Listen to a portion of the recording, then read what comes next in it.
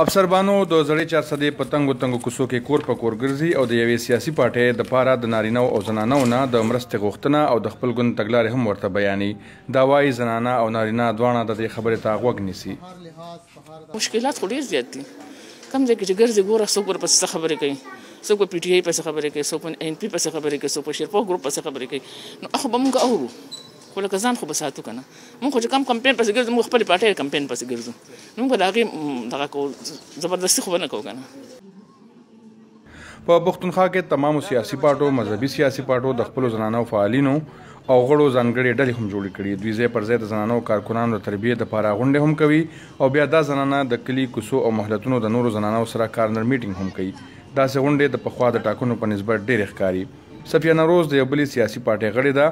د سردریاب په یو کلي کې لاډیر کې د زنانو یو داسې غونډه را جوړه کړې وه. دا وایي د کمپین په حواله سره جی زمونږ کمپین ډیر زور او شور سره ډیر ښه طریقې سره شروع دی.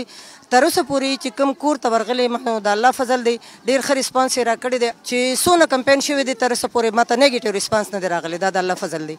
یاره د نور الیکشنو په نسبت خو د دې الیکشن نه د الله تعالی په فضل زما ډیر ښه توقعات دي او ان شاء الله دا مې امید دی که مخکې 60% ښځې راوتې وي نو دا ځل به ډېر 40% راوځي.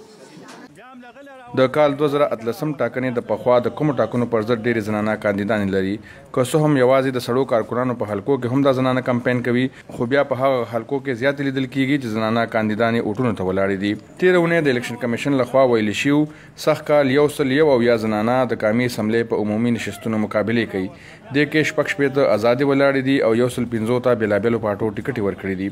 په دې کې په پنجاب کې 103، په سند کې 46، پښتونخوا کې 15 او بلوچستان کې 7 زنانه په ټاکنو کې مقابله کوي.